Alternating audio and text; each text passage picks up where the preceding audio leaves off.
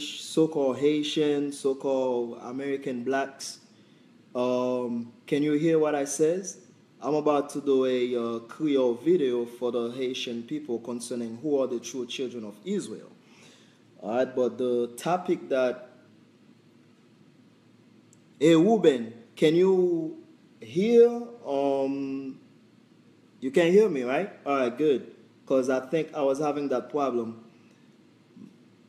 Makiel Ben Levi, ou tande mwen kon ya?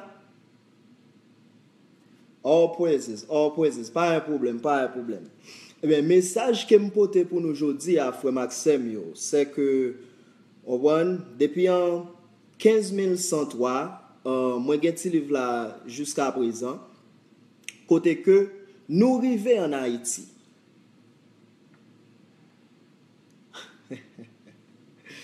Not in Haitian language? Oh boy. Yeah, but like this live video, it's certainly for the so-called Haitian people. But okay. I might as well do it both ways since the Most High blessed me with bilingual. All right. So all right, Ruben.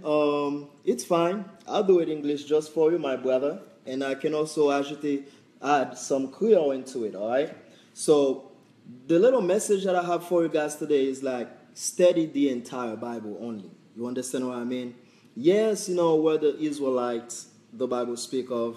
Ou kompon mwen Haïtien, nous même c'est Haïtien too, mais yo di nou Haïtien. You know, they says that we are Haitians, but we're not. Nous pas Haïtien. Est-ce que nous comprenons? Okay? Do we understand? We are the true children of Israel the Bible speak of. Nous-mêmes les soi-disant Haïtiens, c'est nous-mêmes qui fait partie des 12 tribus Israël que la Bible a, okay? Bible noire, okay? Bible noire, parler de lui. The Bible speak about the children of Israel, right? But one of the topic I'm about to cover today, yon topic que moi pral couvrir aujourd'hui, and that topic have to do with study the entire Bible.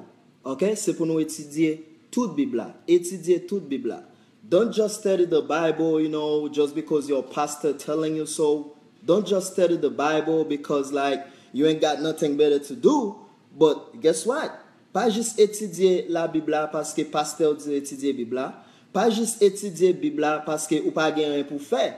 Mais let un coup que when you take your time, okay, take this Bible and you search the scriptures ou al fouiller dans écrit la Bible ça, all right? So you can understand what is written pour qu'à comprendre ça qui est écrit. You are about to find out, c'est que you are going to find out, all right? Ou poil vin wè que c'est ou même qui peuple Israël là dans Bible. Okay? C'est pas l'autre nation, c'est pas Chinese, which is not Chinese, not Japanese, not so-called blanc yo, not the white men, okay? Mais c'est nous-mêmes les soi-disant haïtiens. We are part of the children of Israel. Are you understand? The so-called Haitian people, we are part of the children of Israel. C'est nous-mêmes qui Israël. Pas gen l'autre moun. Malgré ou vle imiter nous, they're trying to mimic us on this earth, but they cannot. For we are the true children.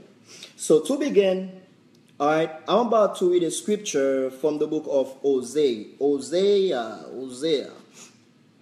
Okay? I'm going to read it in Creole and then translate it in English. When you go to the book of Hosea, the 4th chapter, verse 6, Hosea chapitre 4, verset 6. Li di kon sa, pep mwen ap fini. My people are destroyed. Paske li pa konen mwen.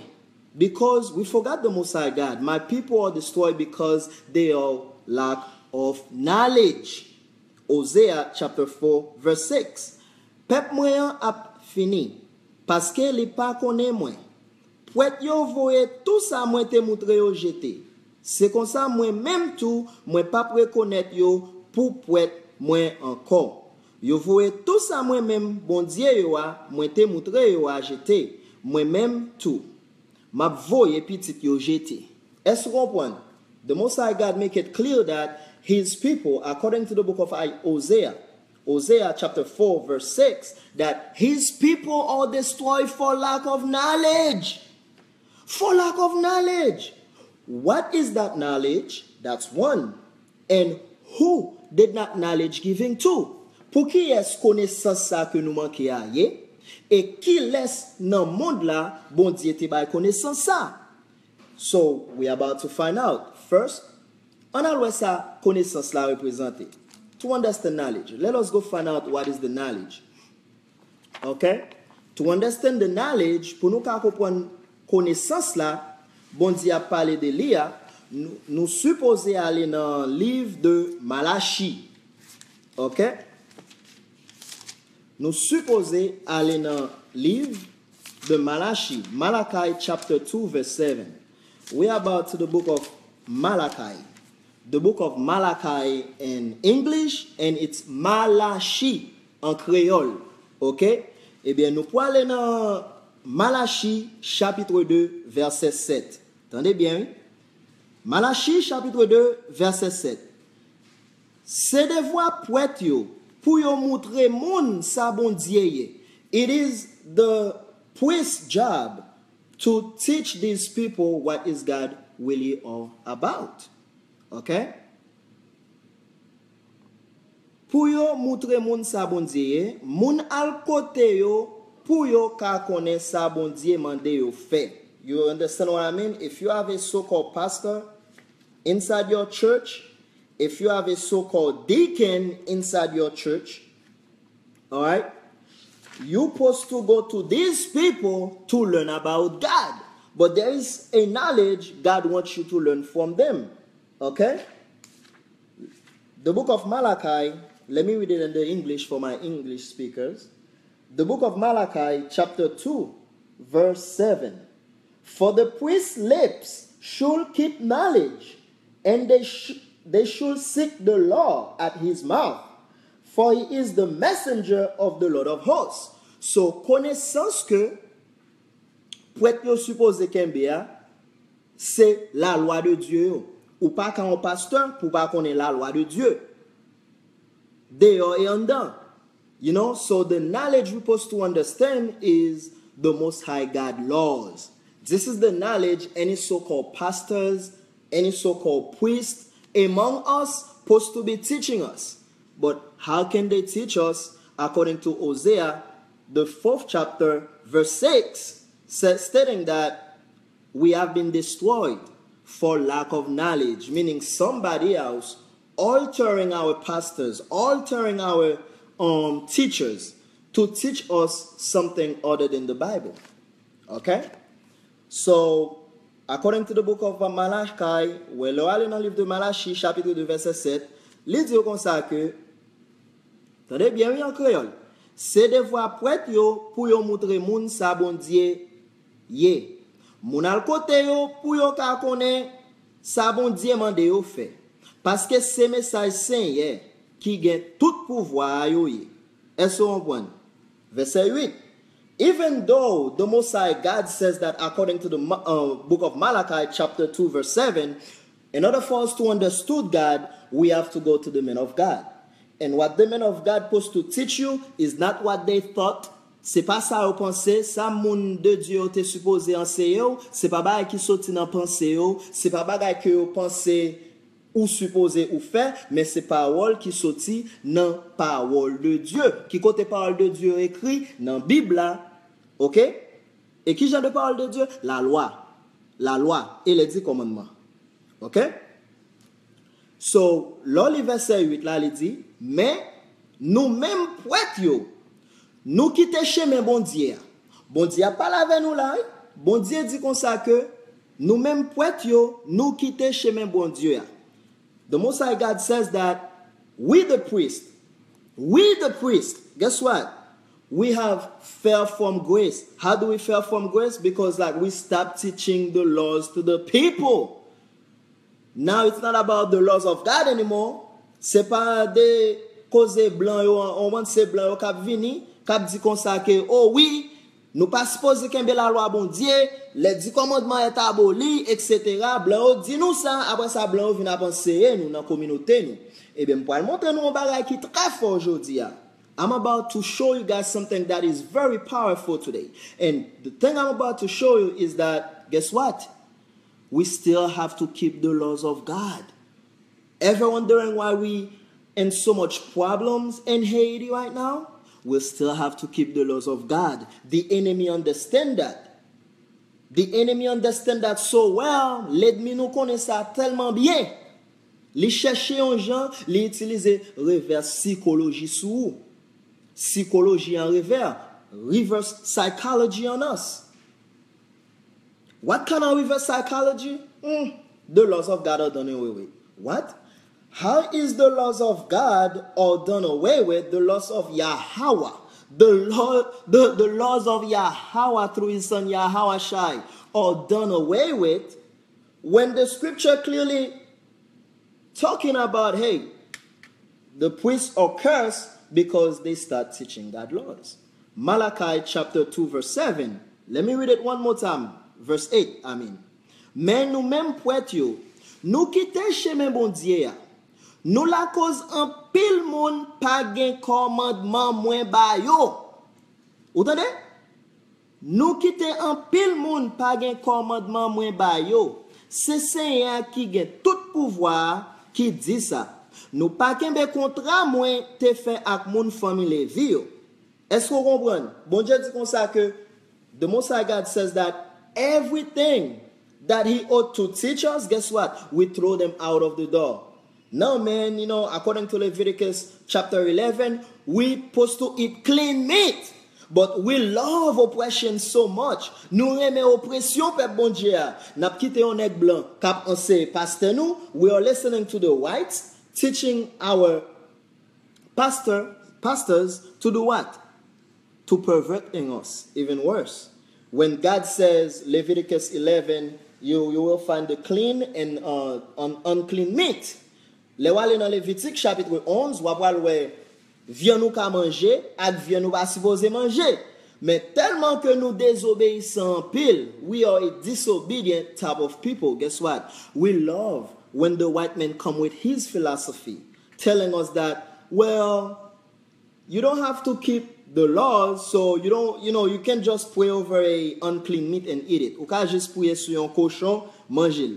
What? Really? You know, we have to have a little bit of common sense, guys. The moment we hear somebody coming to us, le nou tande yon moun vini, moun sa ap di kon sa, la loi bon Dieu nou pas supposé kembeli encore? Guess what? Only one thing that was to come in your mind. Yon seul bagay ki supposé vini nan tête ou. C'est que the same way the serpent beguiled Eve, you not surely die. You understand? That's what the serpent did. Well, you're not gonna die. Kinda, you're gonna die, but you're not gonna die. Le serpent est venu dans jardin d'Éden nan. Li di Ève comme ça. Oui, bon Dieu dit ou mourir, mais ou pas mourir voué non. C'est premier menti sous la terre. On va nous là et guess what? Nous tomber dans chaud. C'est même pas ça blanc vient avec jodi a. La bon Dieu dit kembe la loi li. The Most High God says keep the laws and then guess what? Nous dit non, nous pas kembe la loi. What? Really? We must be out of our mind. Nous fous men, nous fous. Les arrivé pour lever. Osée chapitre 4 verset 6. Peuple moyen a mourir parce que nous manquons de connaissance. But this is why. Right now, at this hour, the time is right. So I'm about to show you something. Let us go to John chapter 8 real quick. Give me a sec. C'est nous-mêmes qui peuple Israël là. Nous pas Israélites par la foi. Nous pas Israélites par la foi. How can I be a Haitian by faith?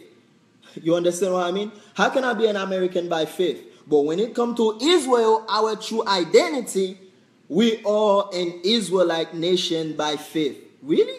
By faith? No, man. It's according to flesh and blood. Flesh and blood. All right? We've been brainwashed. Yo fait lavement cerveau dans tête nous. Yo fait lavement cerveau dans tête nous.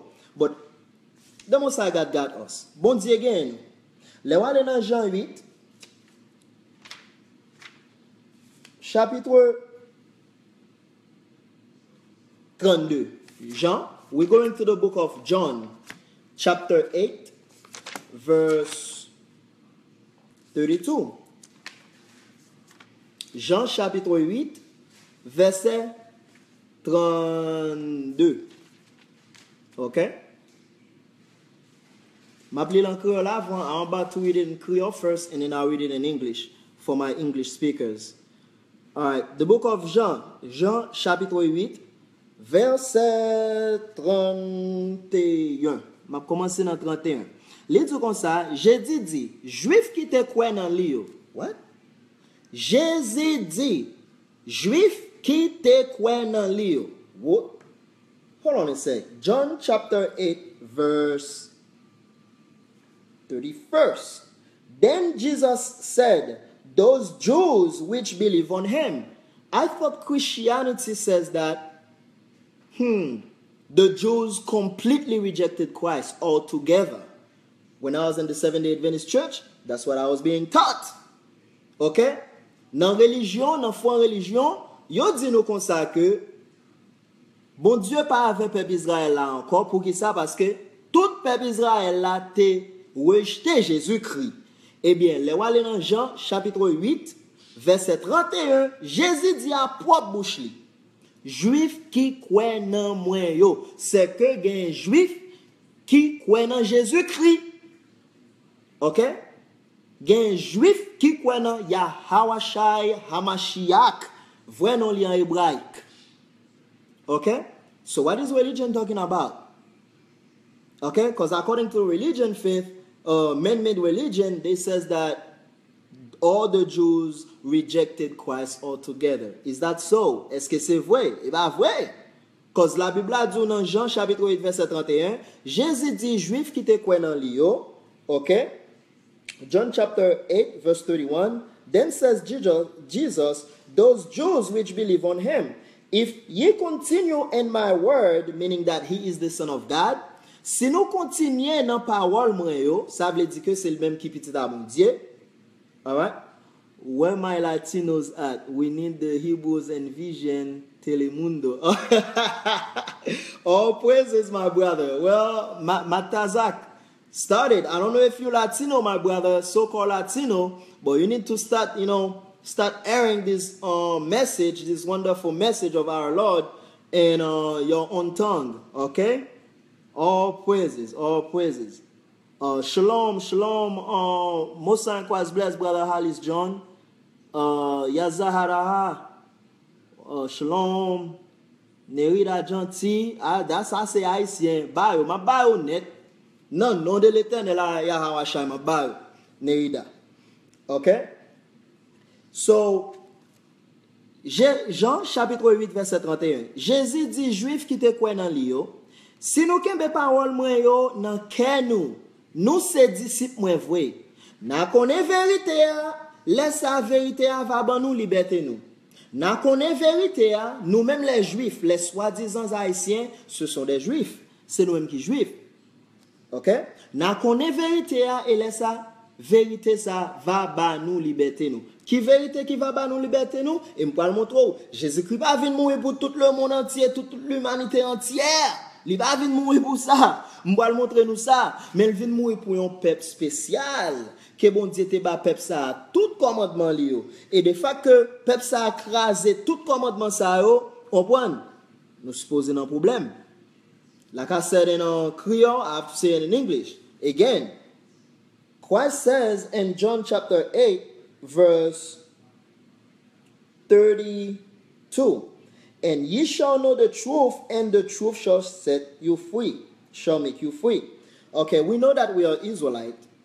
We know that if we are Israelite, I'm about to show you that Yahawashai Mashiach, the one the world knows as Jesus Christ. Okay?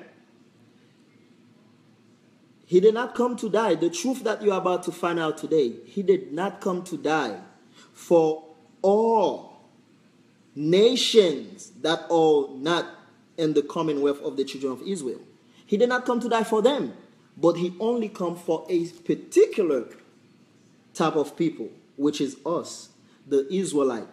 All right? Us, the so-called Negroes who are here in the Western Hemisphere, the so-called Latinos, Native American, Indians, whatever, you know what I'm saying?